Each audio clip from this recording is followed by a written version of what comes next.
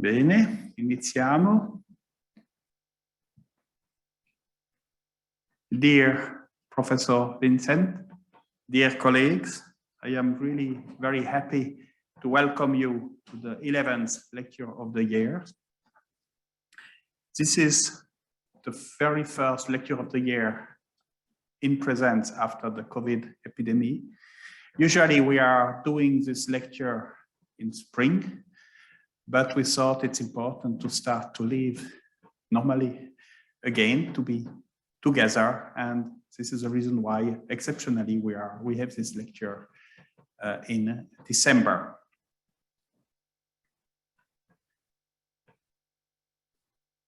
The lecture of the years is a collaboration between the Neurocenter of Southern Switzerland and the Eccles Foundation. Our Neurocenter is a pretty young structure. It was founded in 2009. The first goal was to offer quality and in the field of clinical neuroscience, neurology, neuroradiology, neurosurgery, sleep medicine. Since 2017, we have a biomedical faculty here in Lugano. We have the youngest faculty in Switzerland, with the first student should finish their medical school next year.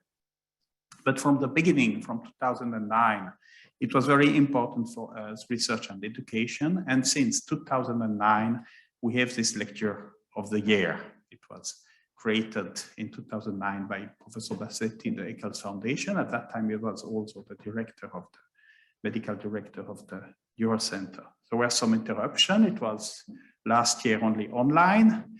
But this lecture of the year is very important for us. We want to show our motivation and commitment, even though we are a very young structure in development, for our commitment to innovation and to quality in the field of clinical neuroscience. And thank you very much to be with us.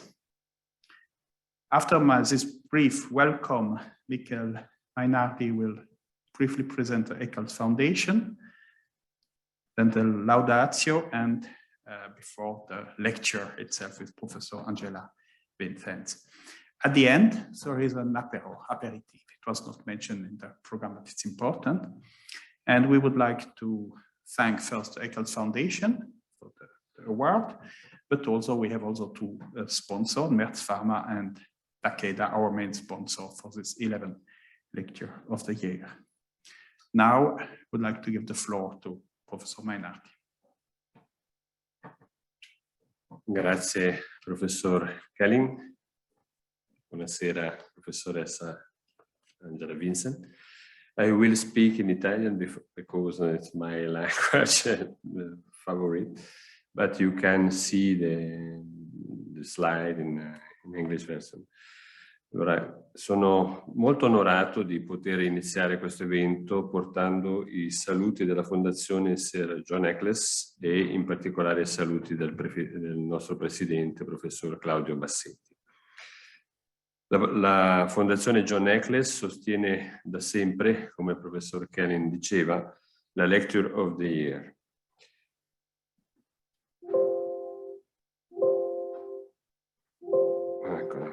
La Fondazione si propone di salvaguardare la memoria della vita e delle opere dello scienziato e filosofo Sir John Eccles attraverso il promovimento di attività e ricerche scientifiche e filosofiche in relazione ai temi da lui approfonditi ed in particolare nel rapporto mente-cervello. Le iniziative promosse dalla Fondazione vogliono incentivare il dialogo fra gli studi biologici e umanistici sulla mente entro un contesto scientifico-culturale che potremmo definire di neuro-humanities. La Fondazione deve la sua esistenza principalmente a Lady Helena Eccles e al dottor Silvio Leoni, entrambi compianti presidenti onorari. Il Consiglio della Fondazione è rappresentativo del contesto scientifico-culturale di dialogo fra studi in ambito biologici e umanistici. La John Eccles Foundation si completa con un comitato scientifico che accoglie ulteriori rappresentanti di spicco di tale contesto, fra cui il direttore del Neurocentro, il professor Alain Kelling. Fra le principali attività, la Fondazione John Eccles annovera i simposi interdisciplinari di regola al Monte Verità, con alcune uscite fuori porta, come è stato il caso per un simposio che abbiamo tenuto al Conservatorio della Svizzera Italiana, a cui si accompagnano altre attività quali videoconferenze o altre iniziative rivolte al grande pubblico. Qui vedete un veloce elenco dei temi trattati in quello che è l'evento principale delle nostre attività, quindi il simposio che teniamo di regola in autunno. L'abbiamo appena concluso l'ultimo il sabato scorso con un importante successo di presenza e di frequenza. Altre attività sull'arco dell'anno sono le videoconferenze tematiche, i sostegni puntuali a pubblicazioni e non da ultimo appunto il sostegno alle lecture che ci vedono collaborare col Neurocentro dal 2010 ad oggi in sostanza. Quindi il sostegno alla collaborazione alle lecture ha preso forma fin dagli esordi della proposta delle lecture da parte del Neurocentro nel 2010 e si sono mantenuti nel tempo. Anche evidentemente per l'anno in corso la Fondazione è lieta di poter rinnovare la propria presenza per questa importante e attesa ricorrenza in ambito scientifico e per l'accoglienza della personalità di spicco che oggi si vuole festeggiare. Concludo felicitandomi a nome della Fondazione di questa opportunità e ricedo la parola al professor Kelling per introdurre il seguito dell'evento e la laudatio. Grazie. I am really very happy and honored that you accept our invitation and that I have the privilege to introduce you. Just very briefly, your CV, you did your medical school in London. You were first physician. I didn't know this before doing a master in biochemistry, but your field, neuroimmunology, you started with Professor Houston Davis and created I mean, you will explain it better later, founded the neuroimmunology group before moving to Oxford also for the neuroimmunology group. You were a research professor, action research professor with SIM and then head of the group, but also, and just a few mentioned, head of the Department of Clinical Neurology, a lot of other duties. I found president of the International Society of Neuroimmunology, several awards for your outstanding work. I mentioned two, one British Neuroscience Association Award, the second one from the World Federation of Neurology. You did incredible work, outstanding work in the field of neuroimmunology. This is maybe the four groups when we look for you, what you did, maternal antibodies, the role of autoantibody from the mother, of course, myasthenia gravis with the MuSK antibodies, a lot of other diseases, you will speak about it later. And what is also very important is your translational approach with in vitro and in vivo model. I could also make a list of all the disease or of all the autoantibodies you work with, myasthenia gravis, Lambert-Eaton syndrome, limbic encephalitis, and a lot of other. For the receptor, you work on acetylcholine receptor, on the muscle-specific kinase, or glycine, or LGI1. But I think something is much more important for us, and also for the idea of our lecture. You are a true pioneer. You did pioneering work. You change neurology. You change the daily life of the neurologist in the world. It's like a paradigm shift in our field. Something also very, very important in my opinion. It's important of translational research, not just basic research far away from clinical question. No. Doing biological research to better understand the disease and to go ahead. And this is very important for us because we are also convinced that this is very important, and we have a very young laboratory in Bellinzona, translational neuroscience, another field, in the field of neurodegenerative disease, but your approach is outstanding. And of course, paradigm shift, the role of neuroimmunology, of autoantibodies, not just some exotic disease from some nerds interested. No, it's a completely new world that you opened. And I think the title of your presentation, I could take the last part, a long overdue recognition of irreversible brain disorder. Thank you very much to be with us today. The floor is yours. Well, good afternoon, everybody, and thank you so much for the invitation, Professor Kalin and Professor Bassetti, who's not with us, and the Eccles Foundation, which for who I'm very honoured to be asked to come and speak here at the Eccles Foundation supported lecture, and it's a delight to come to Lugano. Beautiful day, wonderful drive from Milan. And it really couldn't be better, apart from a few delays on the flights and those sort of things. But it really is a pleasure, and I'm really grateful for the invitation. And I didn't want to just talk about the same old diseases that I've spoken about many times now, but I thought I'd try and make it clear, and I'm sure many of you appreciate this, that those diseases were around in the past, but they were not always recognized. And of course, they didn't have a diagnostic test for them. And now we do have diagnostic tests, and it has, as you said, Professor Kalin, really made a difference to the world of neurology. So I would like to start a little bit about Sir John Eccles.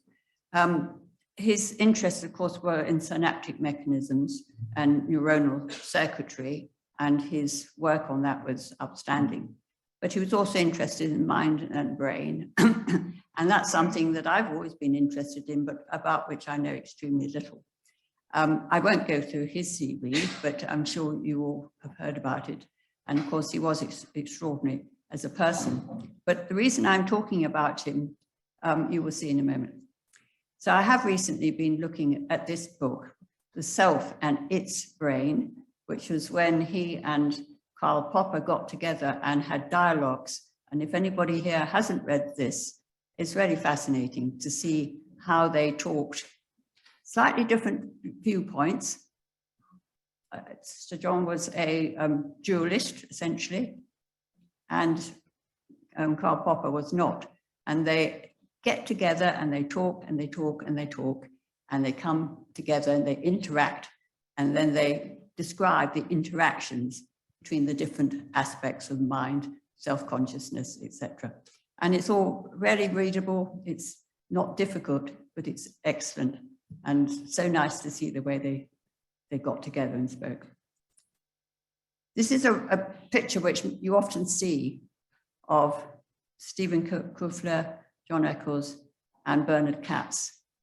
And you see it a lot in various things. The one I like is this one, which is quite a bit later, and it's a terrible photograph. But this, at this stage in their lives, it was about the 1970s, I imagine. And that's when I actually got to meet these three men, which was a wonderful opportunity. So how did that happen? And this is just a bit of my biography. So in 1975, I was, for very good reasons, or very lucky reasons, able to get a position as a research assistant in the Department of Biophysics at University College in London. And the director, or the head of department, was Bernard Katz. He had just won the Nobel Prize in 1970. He was a remarkable man, quite quiet and not always that easy to talk to, but somebody that we all, admired greatly. His colleague and long-term collaborator was a man called Riccardo Miledi, who was also a fellow of the Royal Society. And it was Riccardo with whom I was going to spend the next 5 years. And those 5 years are what made me into a clinical scientist with a strong translational bent. And I'm very grateful to both of them for the opportunity they gave me. Sorry, what's that doing? Oops. Shall I say yes or no? Yes? Okay. So what did I do? Well, the point is that Riccardo Miledi had just shown that you could identify acetylcholine receptors in torpedo electric organs and in muscle from rodents. And he did this using a radioactive bungarotoxin from this lovely snake, Bungarus multicinctus, which had been discovered, and a lot of groups now, 2 or 3 groups, were beginning to use that as a way of labeling this, up till then, rather unclear receptor that somehow interacted with acetylcholine at the neuromuscular junction. People didn't really know that it was even a protein, to be honest.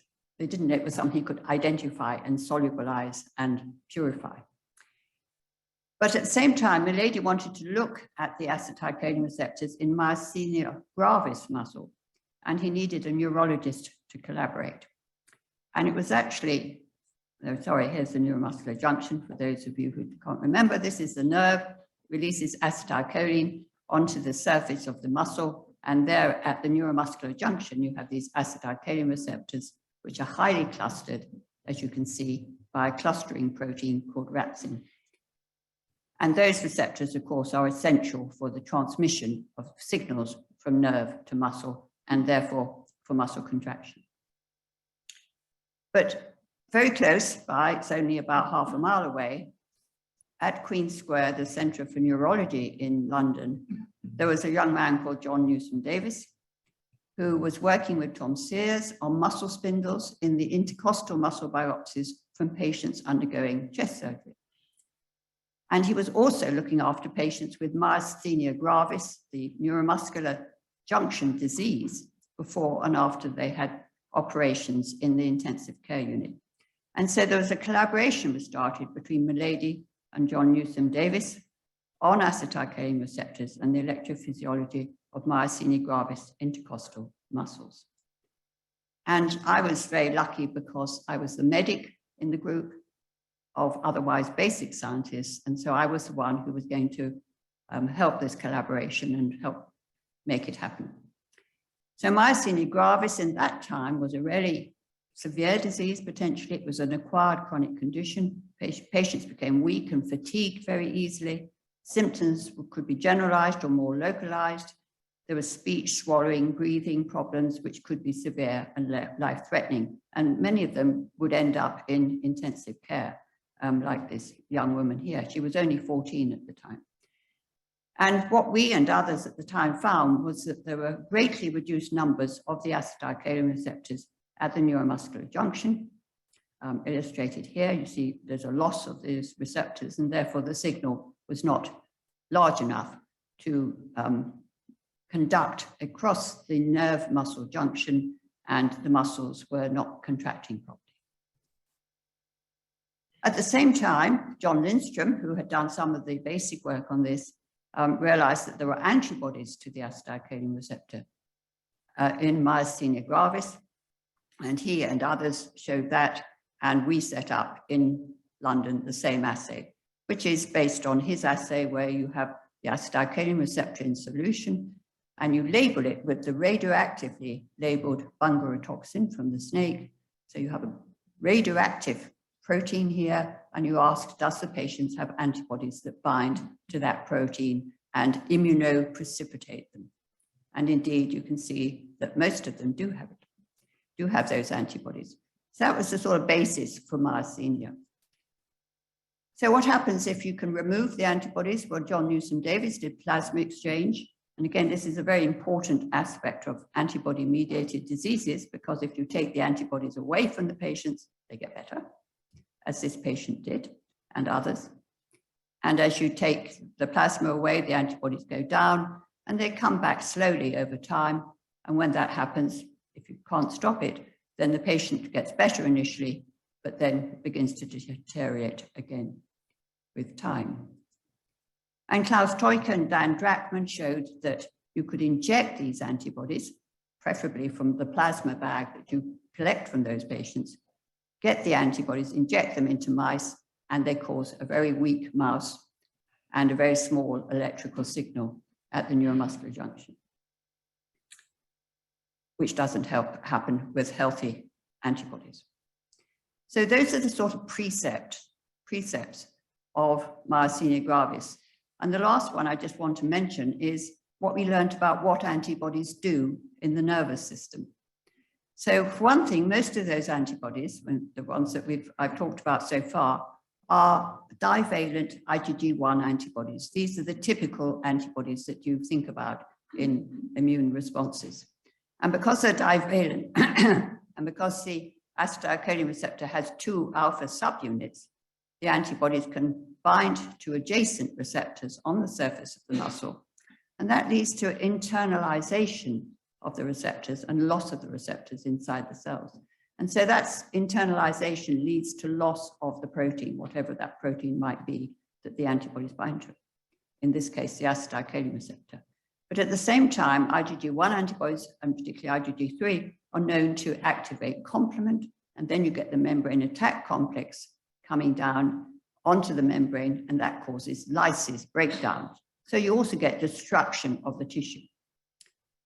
Antibodies can also, in principle, block the binding of acetylcholine, which would also cause a problem in the patient's muscles. But actually, those are relatively rare in myasthenia, and I'm not going to talk about them at all. It is also worth mentioning, and this is very much in passing, but we will come to this a little bit later, is that there are some IgG4 antibodies in myasthenia gravis. IgG4, unlike IgG1, 2, and 3, tend to be monovalent for their antigen because the IgG4 molecule is so loosely attached each half by each FC region that they can come apart and join up with other antibodies that are present in the individual. So you get hybrid antibodies where only one of the sites binds to the antigen. And that's a rather interesting antibody, and it can't do internalization, or it can't do complement activation, but it can block function or block the interaction between one protein and another. And that seems to apply to a different form of myasthenia where you have MuSK antibodies. So we've learned a lot from the neuromuscular junction. There's also the Lambert-Eaton myasthenic syndrome, in which there are antibodies to voltage-gated calcium channels. I won't talk about those at all, but we've learned something about the mechanisms by which antibodies can cause dysfunction. And we've learned also that the patients improve substantially with plasma exchange and of course also with drugs that reduce the number and the levels of antibodies. And that the disease can be transferred to mice by injection of the IgG. And it's on that basis that I have tried to understand better the diseases that I'm now going to tell you about. So what I was very fortunate to be able to do, incidentally, I must correct one thing that Professor Kalin said, which was that I was the action research professor at Oxford. In fact, John Newsom Davis was the action research professor. I just got brought along in the baggage, as it were. But, you know, quite useful baggage, I think. But when John retired and I did take over and I led the group, I was lucky enough to begin to get involved in the central nervous system. And I want to now tell you about that. So it actually started with this disease, which is called neuromyotonia. This actually was a patient quite a lot later on, but you see how the muscles are fibrillating, contracting absolutely spontaneously, very randomly. It can be extremely uncomfortable, as you can imagine. It can go on when you're asleep, because this is a peripheral phenomena. It's not created in the brain. And it's due to peripheral nerve hyperexcitability. So it's not the muscle itself that's hyperexcitable, it is the nerves that are firing repeatedly and spontaneously. John Newsom Davis was very interested in this. He decided, quite rightly, that it might be autoimmune. He showed that it worked, that plasma exchange worked in these patients. And we proposed, he and I and others proposed that there might be antibodies to a voltage-gated potassium channel on the nerve, which might be responsible for the hyperexcitability of the nerve. Interestingly, also, some of these patients had anxiety, sleep disturbance, and depression. This rather suggested that some of them might be getting central nervous system effects of the antibodies that were causing this peripheral nerve hyperexcitability. In fact, we did find antibodies to what we thought was the potassium channels in about 40% of patients with neuromyotonia. And this is where it really began to become interesting. So Bologna is not so far from here, really, is it? I don't know. There was an elderly man in Bologna who had a subacute onset of very clearly central nervous system disease with insomnia, confusion, hallucinations, and disturbed circadian rhythms. He had autonomic disturbance with sweating, cardiac arrhythmias, and constipation. And they actually thought he might have fatal familial insomnia, which is a genetic disorder and a very severe genetic disorder, which is a prion disease mutation. And the features were actually very similar. But a young man then called Rocco Liguri, who's now the head of the Bologna Neurology Department, also realized that there was muscle twitching and cramps and sensory pain in this patient. And he thought perhaps he's got neuromyotonia and sent the sample to Oxford, and he had these very high voltage-gated potassium channel antibodies. And symptoms and signs improved considerably with plasma exchange and steroids. So this was a patient with central and peripheral nervous system disorder who got better when his plasma was exchanged to remove the antibodies from his plasma. And that was very exciting. And we wrote it up in Brain, in fact, which was quite an effort. Here is the results of the polysomnography before plasma exchange. You can see the EEG central leads, the muscle contractions here shown by all this activity, and even the cardiac irregularities that you can see down here. After plasma exchange, everything quietened. Even the heart became completely regular. And the patient also was cognitively very improved, went home. Unfortunately, he did die rather soon, but that wasn't necessarily from the disease. What was also very intriguing was that the circadian rhythms of neuropeptides were also very affected. So norepinephrine was raised.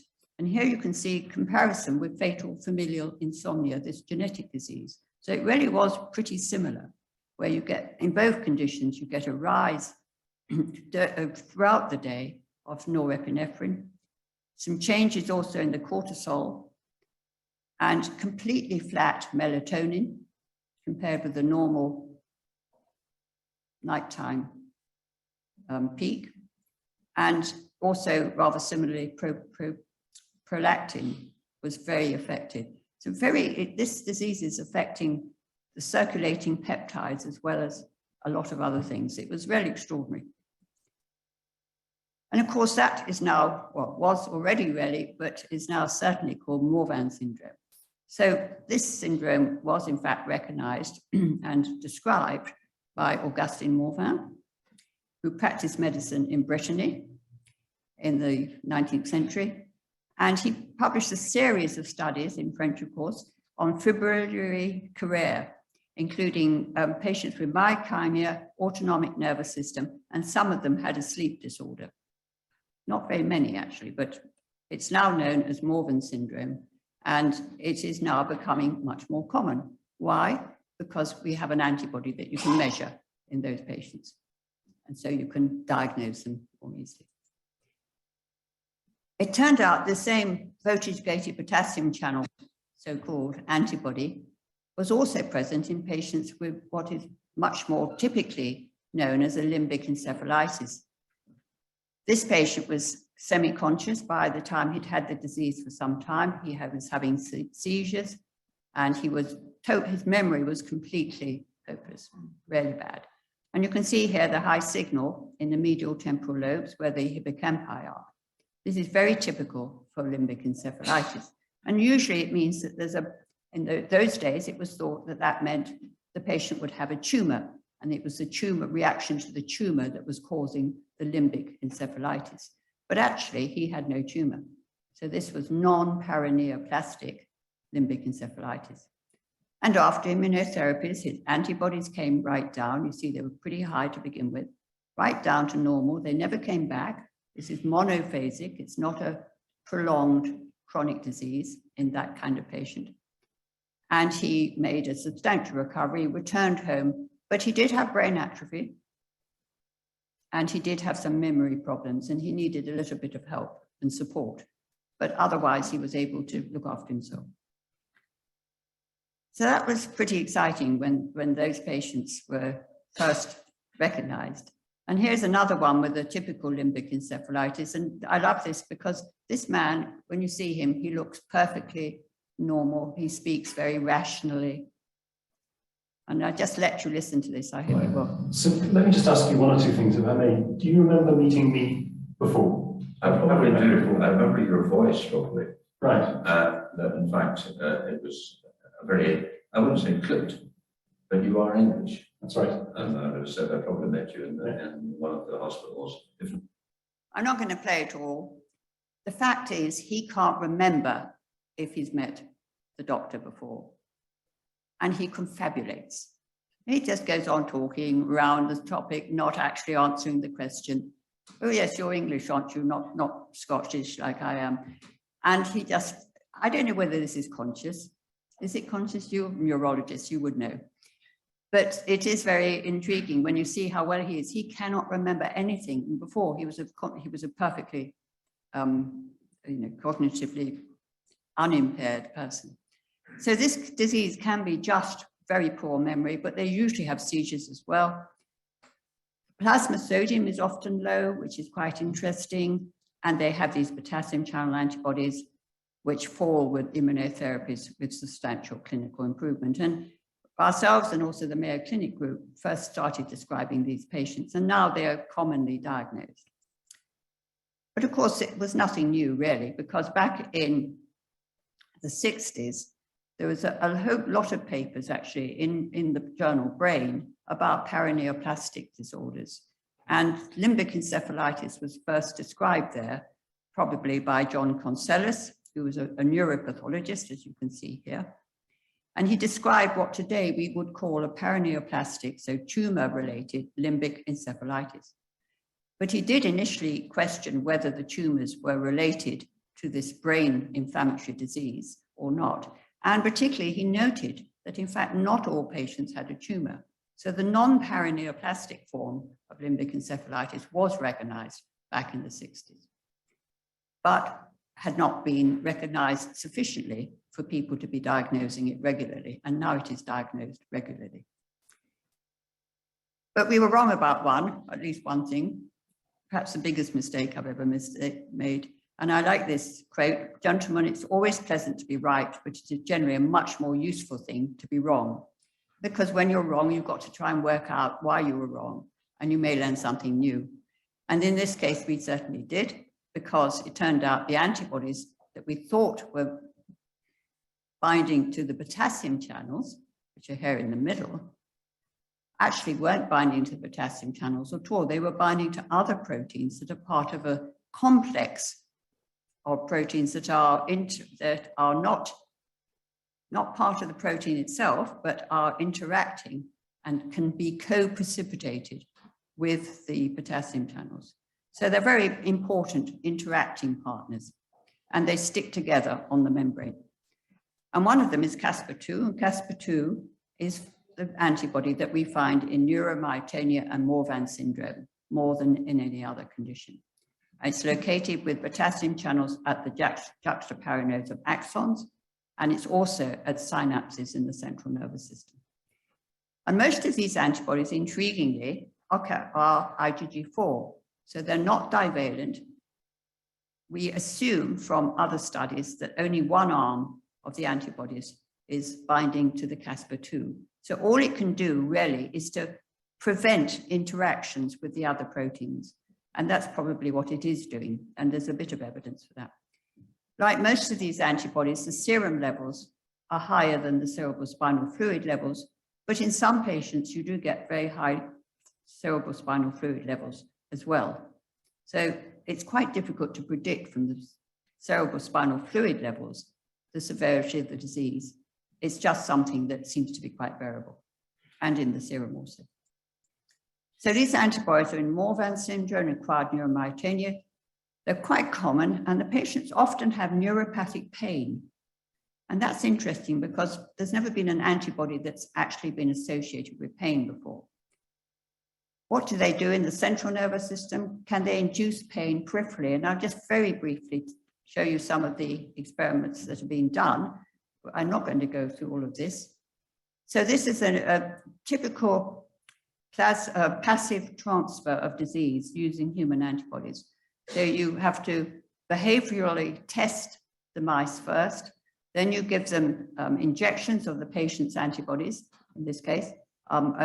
We usually do it for at least 10 or 11 or 12 days, every day. And we also often or usually put lipopolysaccharide in as well, because that is thought to open the blood-brain barrier and help to get the antibodies into the central nervous system. Whether you need it or not, I'm not sure, but we usually use it because we want to make sure that some of the antibodies do get into the central nervous system. And then you have to do all the behavioral testing during this period when you're injecting the animals, and then you kill the mice and look at their brains. And you do a lot of behavioral testing, and this is just some of the results. All I want to show you is that there are some highly significant results, and they tended in this case to be reduced non-social activities like rearing, which is when the mice go like that, sniff around to see what's going on in their cages, and grooming when they clean their whiskers. And they were doing that when they were meant to be socializing with other mice, but they didn't like socializing, so they just sort of went to a corner and did their facial grooming instead. And that's not a normal behavior, but it's sort of slightly autistic, perhaps. At termination, we looked at the brains. They were IgG was deposited in the Caspar-2 injected animals, Caspar-2 antibodies injected. And there's a lot of activation changes in microglia and astrocytes and raised complement expression consistent with glial activation. So the antibodies had got into the brain. We could see that there was antibody there, and we could see some changes, but it didn't tell us where the antibodies were actually acting to cause the behavioral phenotype that we had observed, which was not a very clear phenotype. Not very satisfactory, and that's what I'm trying to tell you. It's not easy to do these animal models, and you very rarely get a full complement of clinical phenomena. But the other question, and one which actually has worked rather well, was do these antibodies cause pain? And David Bennett, who is a colleague in Oxford, who is a pain and peripheral nerve expert, really led on this study with a bit of help from me. And we did the same sort of things, except in this case, we injected patients' antibodies for up to 24 days, I think it was, every day. And during that time, the Caspar-2 antibody injected mice compared with the controls developed a mechanical allodynia. So when the footpaws were just gently prodded with something not very sharp, they reacted much more quickly and earlier to less pressure than a normal mouse. Sounds like a rather crude test, but the group that does it knows what they're doing. It's all done blinded, of course, so you don't know which animals have had the Caspar-2 antibody and which animals have had the healthy antibodies. And altogether, they showed that the patient plasma IgG resulted in IgG binding to dorsal root ganglion cells, so sensory cells, and mechanical allodynia, and it was associated with loss of the potassium channel function in those cells, probably that the inhibition of Caspar-2 in initiating or maintaining the potassium channel surface expression.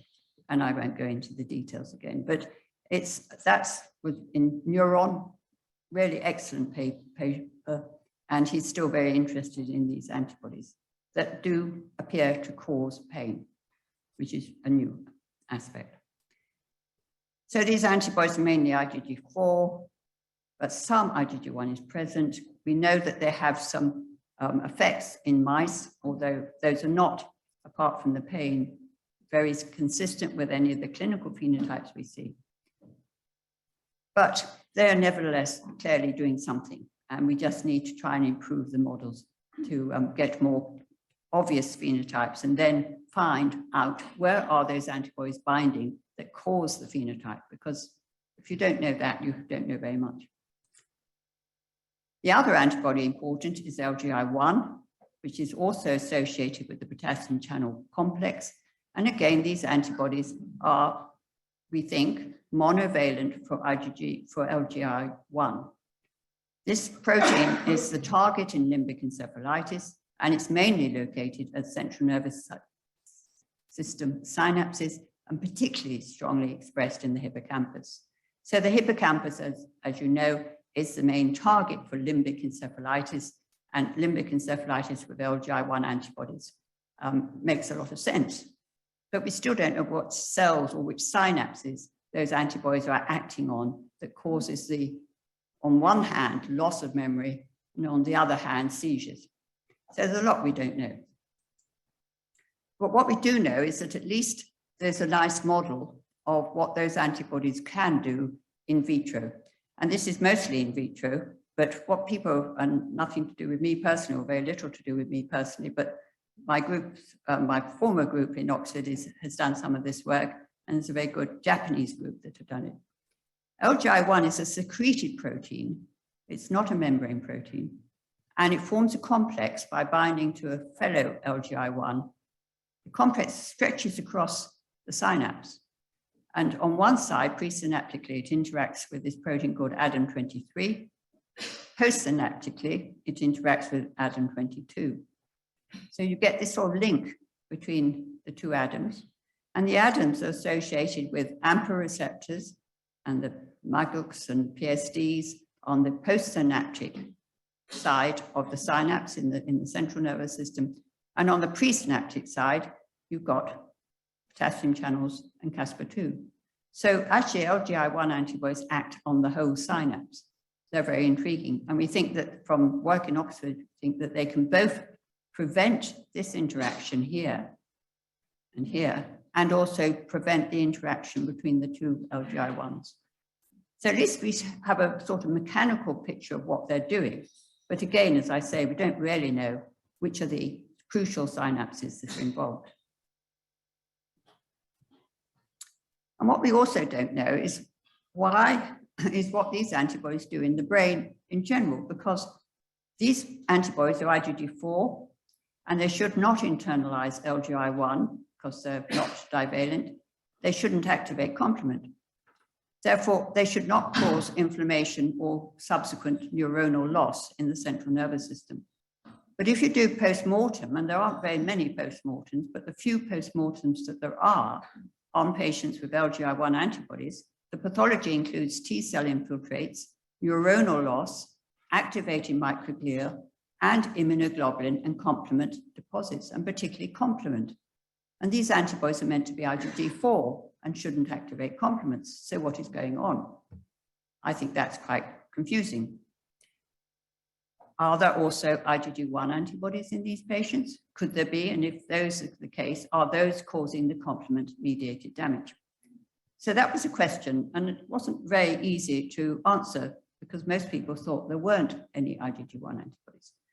But this patient and many others studied now by Suresh Irani, who is currently the head of the group in Oxford after my retirement. He and others have identified this condition. Now, look at the woman's face and her right arm. Oops, don't do that. How do I go backwards? But why didn't it work? Ah, okay. Face and right arm. Did you all see that? Do you want to see it again? I think it comes round in a loop. So this is what Suresh and others termed facial, brachial, dystonic, because there's that sort of it to it, seizures. We know now that they are seizures, but they are very dystonic. and they can occur hundreds of times a day even. They are very characteristic of LGI1 antibodies. It's almost 100% association. They have a poor response to anti-epileptic drugs, but they have a very good response to steroids or other immunotherapies, and they often precede limbic encephalitis in patients with these antibodies, and this is the clue. Also, if you timely treat these facial brachiodystonic seizures, we think, although I haven't seen direct evidence yet, that prevents the appearance of limbic encephalitis with its really severe amnesia, for instance, because those patients, that woman didn't have any amnesia. She didn't have any cognitive impairment. She just had these events preceding anything else. But that gave us an opportunity, or gave, in fact, mostly Suresh Irani and colleagues, an opportunity to look more closely at the antibodies in those patients when they only had facial brachial dystonic seizures, or if they also had cognitive impairment. And what you can see here is that, in fact, the ones who had cognitive impairment had IgG1 antibodies as well as IgG4. And to me, that means that those are the ones who've got complement deposits in their brain and are going to have neuronal loss and brain atrophy at the end of the day, even if they get better to a large extent. Hopefully, if these patients don't get cognitive impairment, they may actually make a complete 100% recovery. And there are certainly patients who have done that. So there's a lot of questions remaining, of course, about these diseases. I'm not going to go into any details. We need better models, but they're really difficult to do. And in fact, most governments and departments don't like you doing animal work, but you have to do it if you want to study things in the real in vivo situation. So, of course, there is a very well-known disease described by Joseph Dalmau in Barcelona and Pennsylvania. Pennsylvania initially, he's now mainly in Barcelona. And I'm sure you have, I hope you've all seen some of these patients because they're more frequent than LGI1. They're mostly children and young females. They often have a prodrome of fever and headache. They have a subacute presentation with psychiatric features, seizures, cognitive defects, but no clear MRI abnormalities. And they develop movement disorders, autonomic instability, and loss of consciousness if not treated. Ovarian teratomas are common in young female adults. So some of these patients have a typical, if you like, typical paraneoplastic disease, except that the antibodies that they create are the antibodies that cause the condition, which is not the case with the typical paraneoplastic conditions. So these patients have antibodies directed against the NMDA receptor NR1 subunits, and they're now recognized throughout the world by the antibody tests.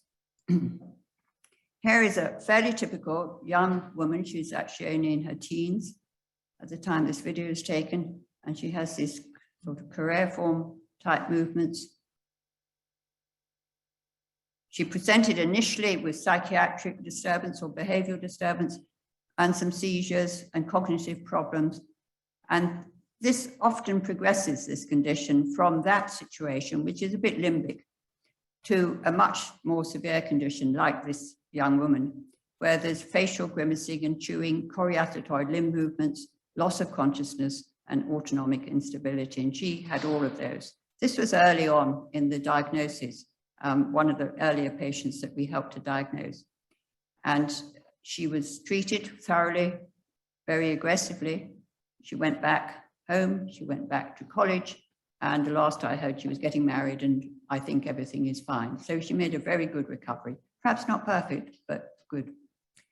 We now measure antibodies, and we've been measuring them this way for some time now, by what we call cell-based assays. And this has provided you, everybody around the world, with a commercial test, which is now available, quite expensive, but I'm sure it's used here a lot. So in this case, though, when we do it with live cells. And the reason for live cells is that the protein that we're interested in, the NMDA receptor, for instance, is expressed on the surface of those cells.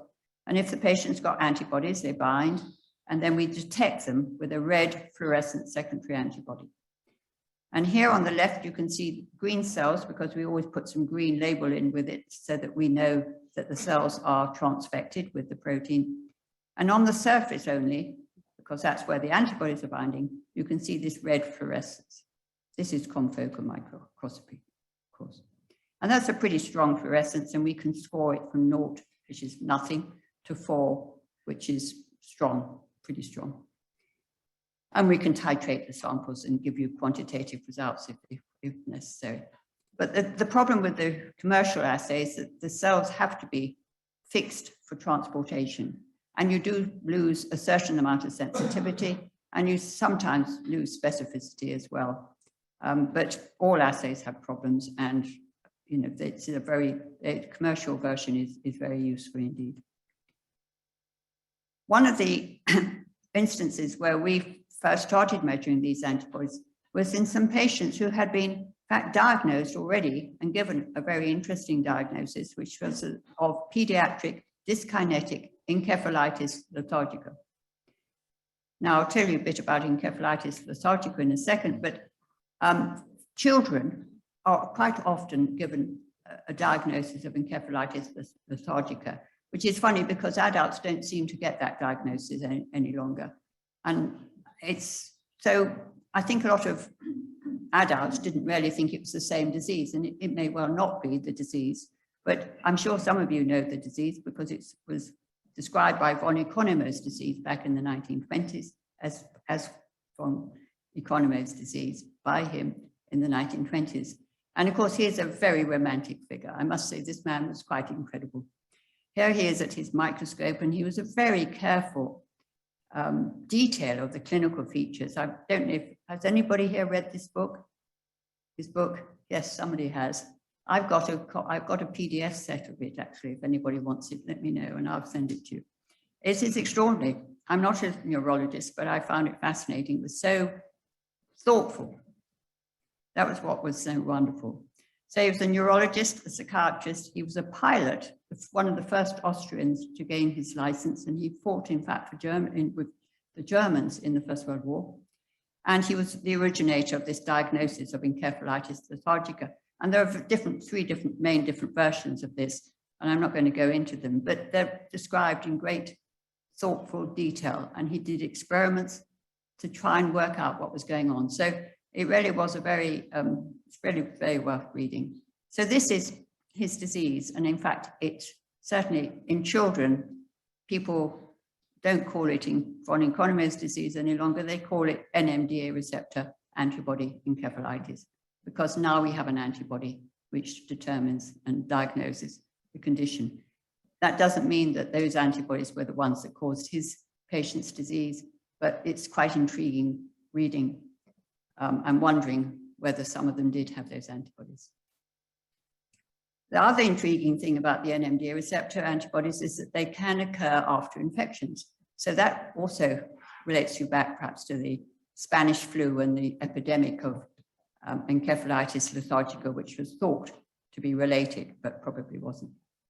This patient had HSV encephalitis, a little child, quite common, 2-year-old male child. He got better of acyclovir and then went home, but then he relapsed. And previously, about a third of children with HSV encephalitis relapse. And previously, people thought it was just a relapse of the HSV. But actually, I think almost all those patients who relapse now have developed NMDA receptor antibodies. And this patient, you can see the antibody levels were completely negative initially, tested for them in case that was the condition. But when the relapse occurred, the antibodies gone up in the serum and in the CSF, treated with immunotherapies, became relapse-free, antibodies came down, and the patient went on. There was a full recovery from the NMDA receptor antibody encephalitis, but unfortunately the child would still have some permanent damage from the HSV encephalitis, which preceded it. But it's a very interesting association, and one which does seem to be particularly with the NMDA receptor antibodies rather than any of the other antibodies. But what's also interesting about the NMDA receptor antibodies is that they are IgG1, and yet there is essentially, apparently, no complement components in the brain and no neuronal loss. There's a lot of antibody and IgG and B cells, but no complement. And why is that? We know that in vitro, those antibodies can cause complement deposition. So it's not that the antibodies can't activate complement, they can. We and they have shown that, but they don't seem to in the brain. So that's something we don't understand. So there are a lot of questions again, but I'm not going to go through everything, but we do want to know a bit more about where the antibodies bind because of all the different clinical features of that condition, the seizures, the cognitive and psychiatric disorders, but the movement disorders, where do the antibodies bind to cause the movement disorder? Is it in the basal ganglia, perhaps, but actually probably not. There's disease models which have been tried, and a lot of them are good for cognitive defects in the mice, seizures in the mice, whatever that person wanted to look at, but nobody's actually produced a movement disorder in mice yet with this condition, with these antibodies. And why is there no apparent neuronal loss or complement activation? Now I'm just going to, this is the last bit, so I hope I'm not taking too long. So this is a patient who has hyperexia. So startle. So you'll see in a moment that it's only when he gets hit, when he's not touched, he doesn't startle. So this isn't functional. This is not just imagined startle. And then he becomes very rigid. And in fact, after this, his brain stem became involved. He had a lot of eye movement disorder. You'll see that here. Swallowing difficulties, breathing difficulties. He had to go into intensive care. And this is interesting because in this patient, and in most of the patients with this condition, although not all, there isn't that cognitive impairment. So with limbic encephalitis, when you ask the patient afterwards, what do you remember from the condition? They don't really remember any of it because they've lost their memories. But in this condition, they can remember it, which must be pretty alarming, actually. Okay, so I hope you saw the lateral eye movements, those of you who are clinicians. So completely fixed lateral gaze, but actually he did have some up and down. So stiff person syndrome is the stiffness and rigidity in the limbs, but this condition was more limbs and not so much the back, which is what you normally get in stiff person syndrome. And it's usually called progressive encephalomyelitis with rigidity. And it was described in detail by Whiteley and Swash and Ulrich in 1976, but based on the original description of stiff person syndrome by Mersch and Wortmann in 1956. So descriptions of these diseases, but like so many things, they weren't terribly commonly recognized until people had antibody tests. And now they are, and we collected 45 patients with them reasonably quickly. They're mainly adults, a few children. This is rather like Morvan syndrome. You've got a much broader range of dysfunction. Spinal cord, of course, muscle rigidity and stiffness, spasm, and again, pain is important. In the brainstem, they have startle reactions or oculomotor abnormalities, swallowing, respiratory, and cardiac disturbance from the respiratory and cardiac centers in the brainstem, we assume, because they can have sudden death, for instance. Autonomic condition with sweating, urinary retention, and tachycardia. A few of them do have tumors, so it can be paraneoplastic, but they all make good responses to immunotherapies. And we showed that in this long study. We know these antibodies are IgG1, and we know that they're divalent because they internalize they internalize the antigen, which is glycine receptor. I don't think I've actually mentioned that before. So these patients have glycine receptor antibodies, and glycine receptors, of course, are important in the spinal cord and brainstem, and are important in controlling the activity of the motor neurons. So we were able to show that these antibodies internalize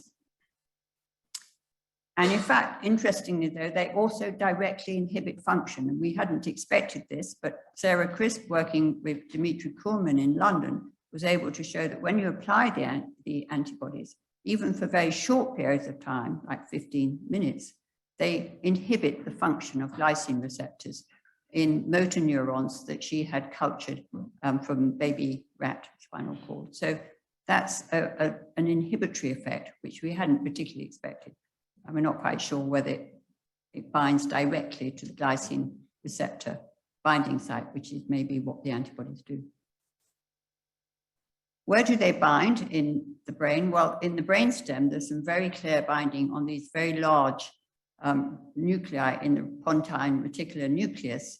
And of course, in the spinal cord, there are the very large motor neurons, which are studied with glycine receptors on their surface. And the patient's antibodies, which are fluorescently green in this study, bind and co-localize with the red commercial anti-glycine receptor antibodies. So, okay, so there's a bit of patient's antibody binding there, and there's a few red dots, which is the commercial antibody, but the yellow is where they've both bound almost identically, presumably to the same receptor, and the same in the brainstem. So we do know where the antibodies can bind on brain tissue. Can they bind also in vivo? We've done the animal model injections with lipopolysaccharide, done a whole lot of behavioral testing. These are just some of the apparatus one uses. We had 4 groups, 3 of them were controlled, and only 1 of them had the glycine receptor antibodies. And the only test that worked was this accelerating rotor rod, where the mouse has to walks along this rod as it keeps moving, and you make the rod move faster and faster and faster, and eventually a normal mouse might fall off at about 200 seconds. Quite often they stay on for longer than that. But these mice started falling off earlier, significantly earlier. And looking at them, it was as if their legs were beginning to get stiff. But that's the nearest we got to any kind of model of this disease, a bit of stiffness in the legs under pressure doing this test. However, we looked at the brains, and when we saw the brains, particularly we looked obviously in the brainstem and spinal cord, but we looked more widely than that. We looked at the whole sagittal section. There were areas where there's a lot of green fluorescent, which meant that the human IgG had got into that part of the brain and was apparently stuck there. In the controls, you only see the green in the vessels because, of course, the IgG is in the vessels, as you would expect, but not in the parenchyma of the brain. And you can see the difference quite clearly here. The vessels are stained with von Willebrand factor. And in the spinal cord, it was similar, although it's not quite as clearly defined as you see there. But we were able to count these sort of areas on the sagittal section of the mouse brains. And there's certainly more of these areas in those that have been given the glycine receptor antibodies compared with the healthy control antibodies. There was very little in the hippocampus or cerebellum, which fits with the fact that those antibodies don't normally bind to the hippocampus or the cerebellum when we do mouse sections. And what I got really excited about was when we looked at higher magnification at those areas, because what you can see here is those large motor neurons in the pontine reticular nucleus with a lot of green, so human antibody on the outside of the cells, where you assume they're binding to the glycine receptors. But there's also antibody inside the cells, as if the cells had taken in the antibody, which is the internalization mechanism. So I believe those cells had actually not only had bound antibody on the surface, but had internalized it. You would think, therefore, that wouldn't be enough glycine receptor on the surface, but actually there's quite a lot. And I think the cells are making more glycine receptors to replace the ones that have been lost. And that's a compensatory mechanism, which we see at the neuromuscular junction, for instance. So it's very likely that it occurs in the brain as well. But when you put the two together, here is the commercial antibody binding to the outside and not internalizing. But the patient's antibodies are internalizing, so you've got green, which is mostly on the inside of the cell. And that looks to me like we've actually managed to get an animal model where at least the right cells are being targeted by the antibodies, and there seems to be some sort of effect, even if there is compensatory changes which may negate the effect that we saw on the rotor rod, which actually did seem to get better over time. So, in conclusions, these antibody-mediated diseases are now widely recognized. They're diagnosed by these cell-based assays for specific antigens, and they're treated with conventional and many new now immunotherapies. But there are many aspects that we just don't understand. They have all been described in the past, but they are apparently more common than earlier appreciated. And I think that is due to the fact that we can test for these antibodies to help make the diagnosis and help, hopefully, patients get better treated. And there are many things we don't understand. In most cases, we don't know where the antibodies bind to cause the very specific clinical features, which may differ between patients, but tend to differ reasonably clearly between diseases. And we don't know why all the IgG1 antibodies don't cause complement-mediated neuronal loss, like the NMDA receptors don't. And we don't know whether the antibody has to be made in the intrathecal CNS department, or whether actually serum antibodies are really quite capable of causing the diseases, which has always been my contention, that they can get in sufficiently to initiate an autoimmune condition in the brain. But I'd just like to leave you with some of my very long-term colleagues, over 30 years, some of these, we've worked together, particularly Leslie and Beth and Nick. They're now both retired. David's just retired too, which is rather tragic, but these two are younger. These are the people who've been most involved with the central nervous system and some of the work that I haven't mentioned. And here are some of the more senior fellows who over the years have helped very much with that. So thank you for your attention, and I hope that was of some interest.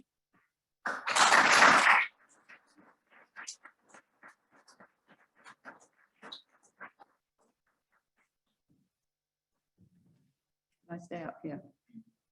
The questions or Thank you very much for your amazing talk, fantastic overview. Yes, I would like to open the discussion. I hope that this microphone is working. Yes, it is. I have to check on the computer. There was no question online. I would like to remind the people online that they may ask.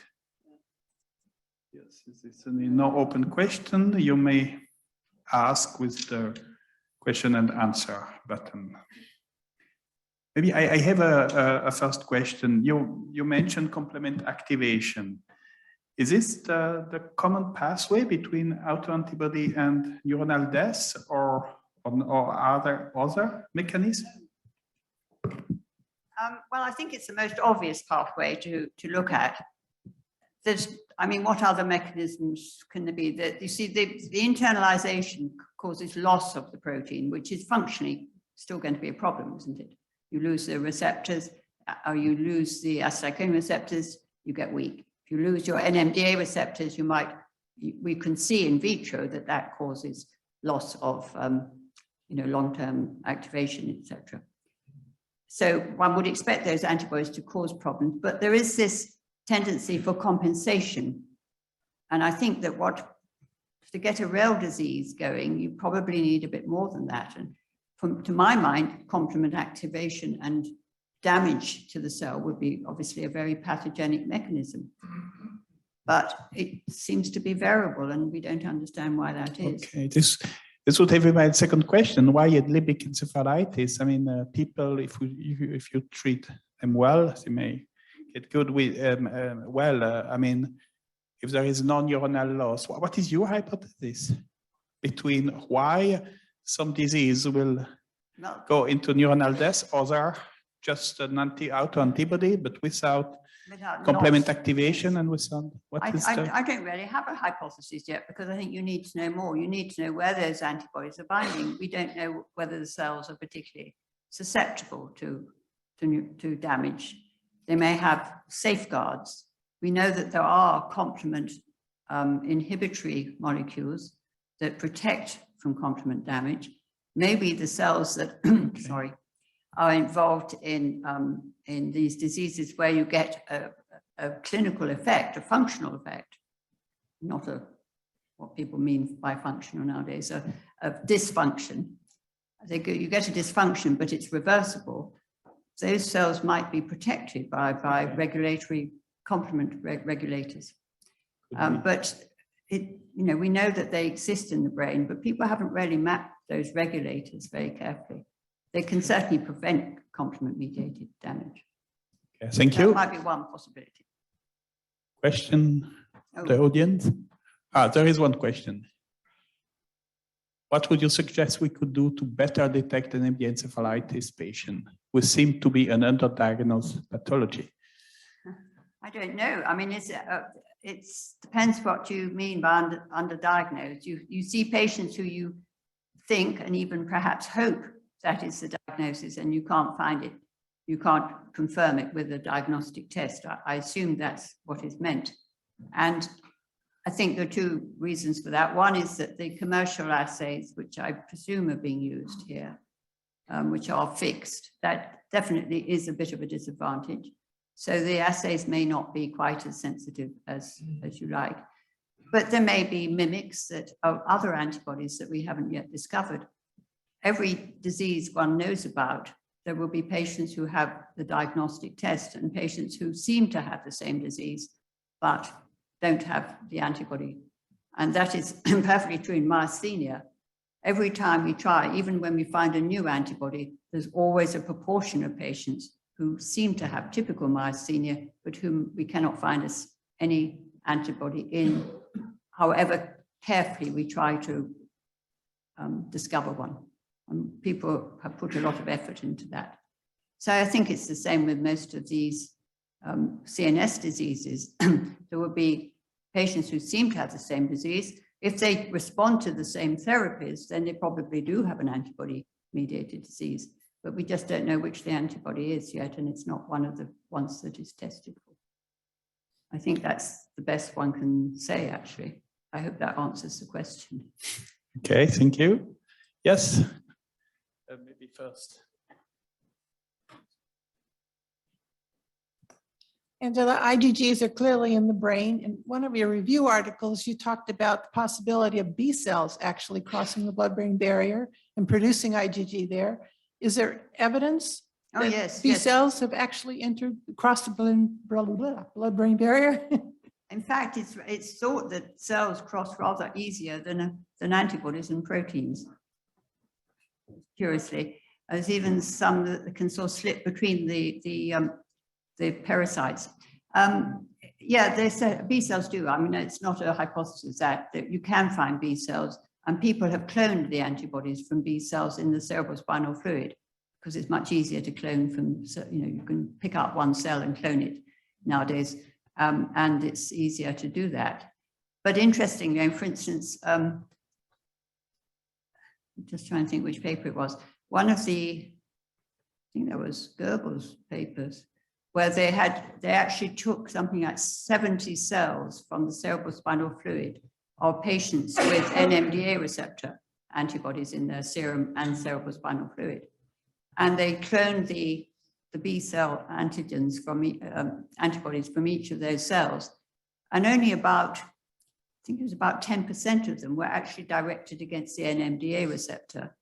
The others were directed against all sorts of other proteins, some of which were in the brain because you could see binding to brain tissue sections. So there may be a lot of other things going on once a patient gets these diseases, a sort of spreading of the epitopes, spreading of the antigens, and or maybe some of these antibodies are there to mop up the damage. I mean, there are all sorts of possibilities.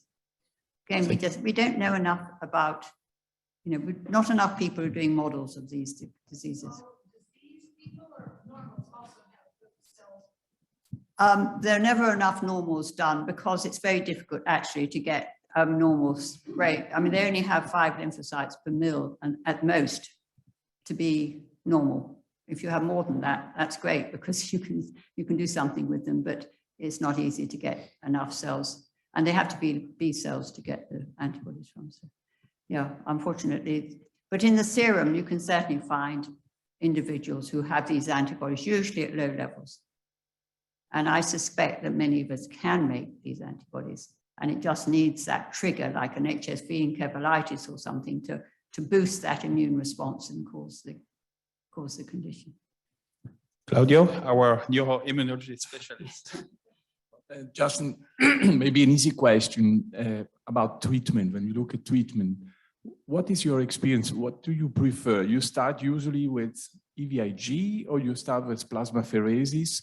Do you have different experience? I'm very or? old-fashioned because, because I came in at the beginning of this and worked with John Newson Davis. I mean, John used to use plasma exchange in those days as a way of diagnosing a patient with myasthenia who didn't have acetylcholine receptor antibodies, because they got better so clearly that you knew that they had another antibody, and it was just a matter of time before we eventually found one of them, but not enough. There's still many patients in whom we don't have an antibody.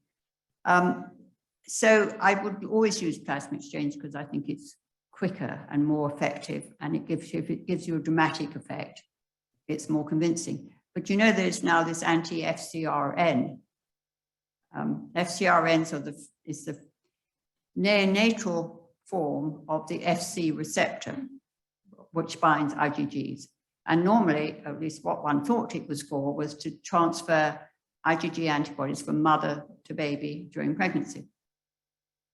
Fine, but it also does something else, which is to recycle IgG in many cells in the body.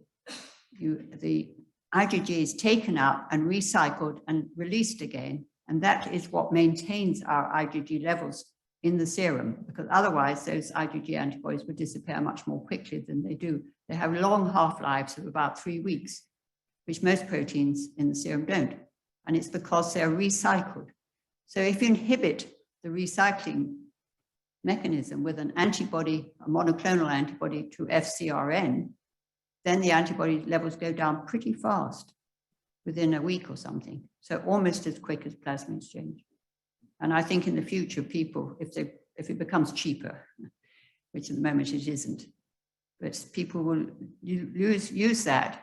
And they may even use it more as a sort of diagnostic test because it won't be invasive like plasma exchange. We have some kind of problem with the low titer of these antibodies.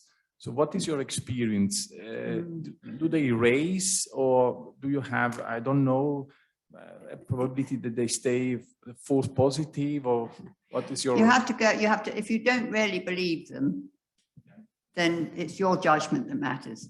But you can always test perhaps in a few weeks if you're still unsure. And that's what we did, for instance, with some myasthenia patients. Early on, they were negative to begin with, but actually after a few weeks, their antibodies had gone up. And then when they were treated, they went down and they disappeared. Some patients seem to have very low circulating antibodies, and yet they're still pathogenic, we believe. So you can't completely dismiss them if the clinical syndrome is appropriate. I think you probably can sort of tentatively treat the patient. But if the clinical syndrome is doubtful, go with your clinical. And there are some reasonable guidelines now for when you should or not treat. Okay, interesting. Professor Manconi. So first of all, thank you very much. This was really a fascinating overview on neuroimmunology. I have, if it's possible, I have a comment and the questions. So the comment concern the Morvan chorea that you mentioned. Actually, I had the fortune to be there in 2000 in Bologna when the discussion was on, and let me just highlight the importance of the work of Rocco Liguori, because at that time I remember very well the discussion was that actually all the clinics was devoted to sleep medicine. You maybe know Lugaresi and so Yes. the others, and most of them they were deeply convinced actually to face an FFAI patients actually. And I remember very well also Gambetti was deeply convinced that the patient was affected by an FFA. Actually a sporadic form of FFA, because the FFA at that time was only hereditary forms, genetic family, ones. wasn't it? Yeah. But the work of Liguori was really to go deep in the autonomic dysfunction. That was probably the key that he understood that was something different. So that was really really a fascinating moment also for us that we were very young as students. Well, May, if I may just add something to that before you go on. Yeah, I mean, but he explained it to me. Can we send the plasma because the patient's got neuromyotonia, which of course he also had, and that was very unlikely to be the fatal familial insomnia. But as a result of this, I invited him to Oxford and to talk to the clinicians there about it at our grand round. And he turned up with a bucket in which half the patient's brain was. Yeah, that's true. And a big bag of plasma. And I must say, we're still using the plasma from that patient. Yeah. Because it's been so valuable. And in fact, some of the experimental work he traveled with that brain. He traveled with the brain, and the brain. It's now just to be precise, the brain was put in a cylinder. Was a, let's say, a box for the cylinder, the cap. That was the history. But and Lugarese sent him over there. Yeah. So let's go to the question, briefly question. So you touch again the sleep field with the von Economo history, which is a fascinating history, even still now, even by looking to the brain, because we have some brain left over from the epidemic.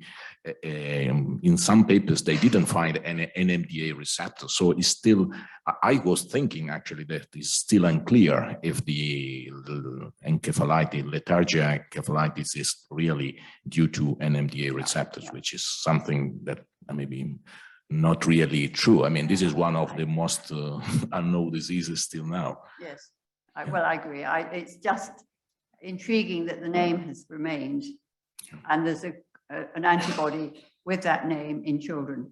That is absolutely clear. Yeah. Why those children were called the same condition, I'm not sure, except that they have psychiatric disturbance and movement disorders, and that's one of the sort of descriptions, and dyskinesias, which is one of the descriptions. But I agree. Otherwise, the descriptions of the 3 types of disease that he mentions, they could be other antibodies, of course, or they could be something different. But it is intriguing, very intriguing. I don't know if I have time for another very brief last one questions that concern another disease, which is linked to sleep medicine, which is narcolepsy. So for 20 years, we actually look to try to find some antibody against orexin in narcolepsy. And actually also we try to treat narcolepsy at the beginning since the onset of the disease with the EG IV without any success or without finding anything. Finally, a couple of years ago, we found for the first time a lymphocyte T that was involved with a TCR specific against orexin. So my question is, are we probably, let's say, overlooking or maybe forgetting a big part of possible neuroimmunology, which is connected to lymphocyte T, TCR receptors instead of antibody? Yeah, well, we may well be. I think the if you like, nice thing about narcolepsy is that the orexin cells disappear. Well, again, only in the few, how many brains have you looked at? There aren't that many brains around, fortunately, of children, particularly with narcolepsy. But it looks like there is a very direct effect on those neurons selectively, not the other neurons, because people have counted them. And we've looked for antibodies and we can't find anything very convincing, although we did find some NMDA receptor antibodies in a proportion of children with recent onset narcolepsy, and they do sometimes have funny movement disorders. So there may be a subclass that have an antibody part of their condition, and the rest may be T cell. And I couldn't agree more that the T cell model makes a lot more sense. It always did. The T cells are so difficult to identify in patients regularly and to clone, etc. For other diseases, maybe sometimes there was a patient we had who had glycine receptor antibodies, but he also had an NMDA receptor antibodies, and in his brain there was a lot of damage and evidence of T cell cytotoxicity as well as antibodies. So there may be patients where the T cell response is so strong that that's actually overriding the antibodies, and it's very damaging. but, you know, we don't seem, people just, it's difficult to investigate. I think it's a fantastic question. Also to close the discussion, that in narcolepsy, the nice thing is you knew orexin, you knew what to search. If you don't know the antigen, you're searching for T cell without knowing your antigen is very difficult. I was told you have no screening to find out. Yeah, well, you need, I mean, basically, if there was an antigen on those cells, which was on the surface and was the target of antibodies that were IgG1 and were damaging, then that might be sufficient. Okay. We haven't, nobody, as far as I know, has found a specific antigen. And it's not the orexin itself, because that's a peptide. And, yeah. Thank you very much. We will close the discussion here. We'd like Michele to come to give you, we would really like to thank you. Thank you to be with us. Thank you for your amazing talk. And this is our